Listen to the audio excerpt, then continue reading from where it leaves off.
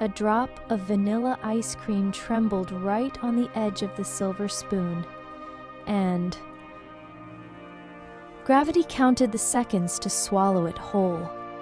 Beneath that quivering spoon lay no bowl, only the flawless silken texture of an astronomically expensive white sofa on the 30th floor of a London residential tower. The 27-year-old girl held her breath. Her gaze was locked onto the falling drop, yet she felt the heavy weight of another pair of eyes on the skin of her hand. The 30-year-old British man, a senior executive at one of London's financial giants, sat mere inches away. His jaw muscle twitched, the vein at his temple pulsed beneath the soft glow of the lampshade, and his pupils calculated the probable trajectory of the milky drop with a silent, consuming dread. The harsh clatter of a china plate striking the glass table tore through the eerie silence of the penthouse. Without uttering a single word, the man had thrust the plate beneath her hand with an aggressive swiftness. There was no anger in his face, only a desperation akin to drowning just one step away from the shore.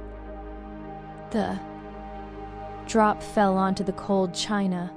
The girl swallowed hard, the astringent taste of shame coating every papilla of her tongue. In that moment, on that multi-thousand-pound white sofa, she was no longer a dental student who had come from Germany to visit her fiancé.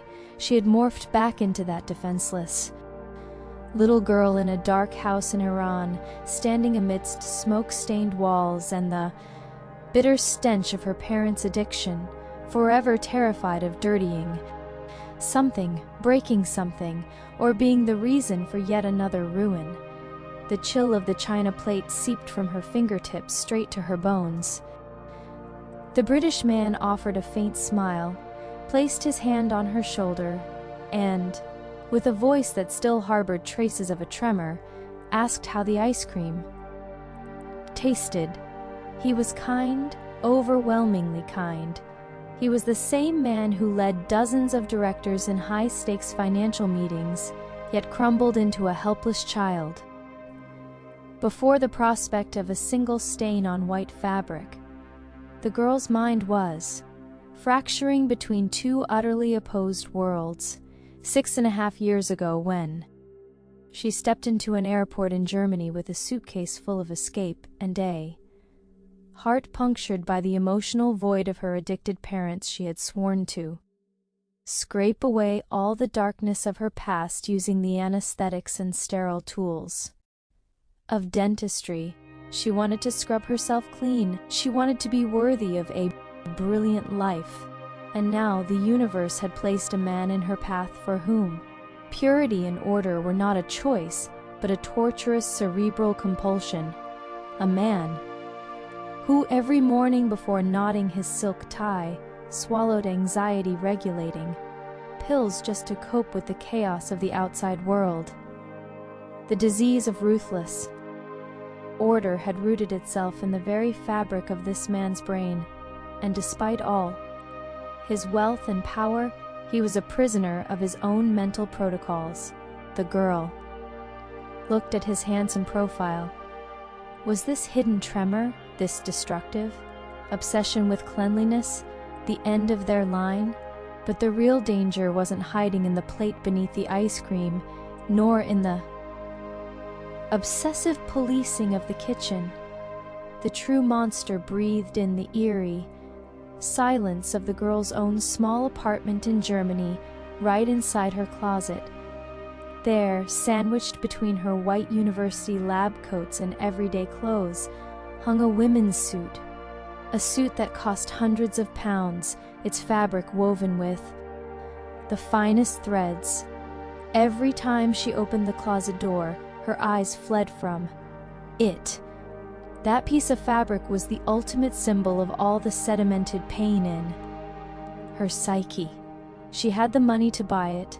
The British man was willing to spend thousands on her, and he paid the £2,500 monthly rent for his London flat as casually as buying a cup of coffee. But the girl's psyche had no currency to spend. She suffocated at the mere sight of that suit.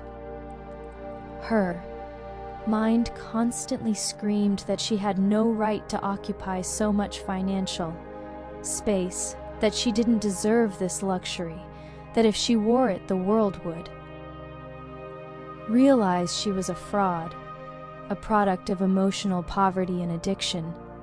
The suit was like a corpse she had hidden in her closet, the corpse of a girl who wanted to be normal but couldn't. Why should buying a dress trigger such a paralyzing sense of guilt? Why was it that every time the British man took her to an expensive restaurant, instead of savoring the wine, she stared at the numbers on the menu while her heart raced from sheer shame? The ticking of the penthouse wall clock dripped onto the girl's brain like drops of acid. The man stood up to take the empty glasses to the kitchen. Her eyes tracked his path. His steps were precise, calculated, and silent. As he reached the sink, she could see the sudden tension in his shoulders. He was inspecting the stainless steel for invisible water spots. Had she spilled a drop when washing her hands earlier? He grabbed a microfiber cloth and, with an obsessive rhythm, began wiping a surface that was already gleaming. In that very second, a devastating emotional paradox detonated in her chest. She felt pity, love, fury, and terror all at once. The man who would clear his packed schedule for her. Comfort. The man who would walk out of $1 million board meeting to calm her down during a dental exam panic attack, was now breaking apart over a drop of water on a kitchen counter. His psychologist in London had said these behaviors stemmed from a need for control, but the girl knew the narrative was far darker. This wasn't merely about control, it was a desperate flight from an internal collapse, and this was exactly the point where the two parallel lines of their lives violently collided. The girl interlocked her fingers. She pressed her nails so hard into the skin of her hand that a faint crescent of pain formed. She had told herself she was afraid of his obsession, worrying about how he would ever cope with the mess and noise of a child if they were to have one. She had used these exact excuses to maintain the geographic distance between Germany and England. But beneath the text of this fear lay a truth she didn't even dare to look at. The truth was that she saw herself as the dirty stain on the white sofa. Since childhood, she had learned that she was a burden in a home where her parents drowned in their own highs and withdrawals. She had constantly strived to be invisible, to make no sound, to demand nothing, lest she add an ounce of weight to their shoulders. Now a man stood before her who had no boundaries for giving, a man to whom her nationality, skin color, and past meant nothing. This magnitude of acceptance is a lethal threat to a psyche raised on rejection. The girl's sick mind interpreted his kindness as a looming hazard. Her psyche whispered that he hadn't seen her true face yet. He hadn't smelled her father's house yet.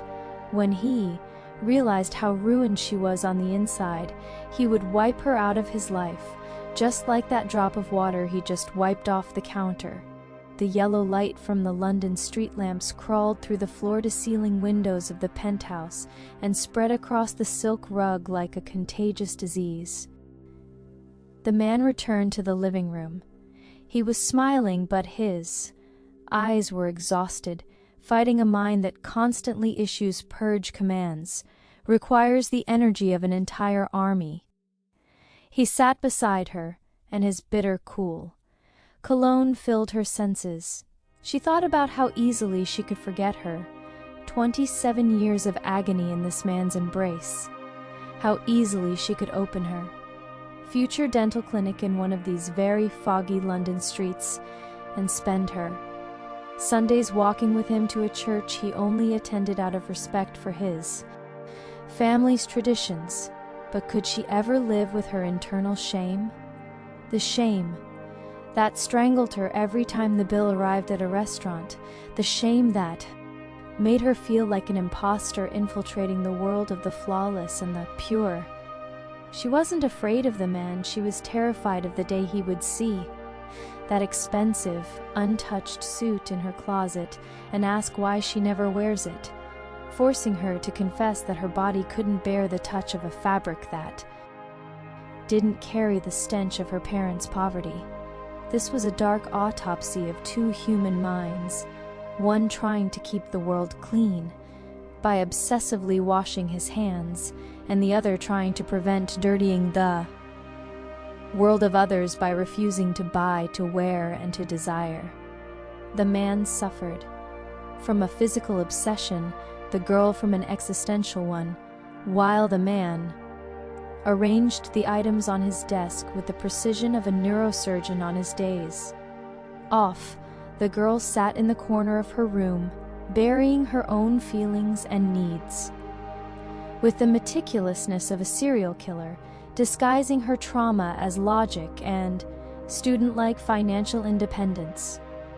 By playing the role of a frugal girl, she starved herself of material affection, oblivious to the fact that this wasn't independence, it was the deepest form of self-loathing. She didn't want anyone to invest in her, because in the dark depths of her unconscious she believed she was a failed project. The night had passed its midpoint. The wail of an ambulance siren scratched the eerie silence of the city from far away, then faded back into the dark. The man's eyes were closed, his breathing settled into a calm rhythm. The medication had done its job, and his nervous storm had subsided for a few hours. But the girl was wide awake. Her fingers traced the texture of the white sofa. This sofa was no longer just a piece of furniture, it was a mirror reflecting all her philosophical terrors. She finally understood that fleeing to Germany, devouring thick medical textbooks, and building a flawless facade had not saved the little girl standing in the opium smoke.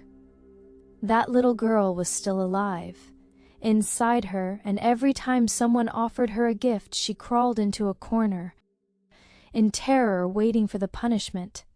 Their story was the tale of two psychological refugees who had found each other in a luxurious London penthouse. There was no magical redemption awaiting them. Neither could save the other. The only thing they could do was to hold each other's trembling hands in the dark and accept that love doesn't always mean healing. Sometimes love is simply finding someone willing to look at the bloodstains and filth of your psyche and, instead of running away, picking up a cloth and, in absolute silence, carefully wiping it clean. My smart and curious family at Deep Dive, we love you very much. Take care of your beautiful hearts and minds.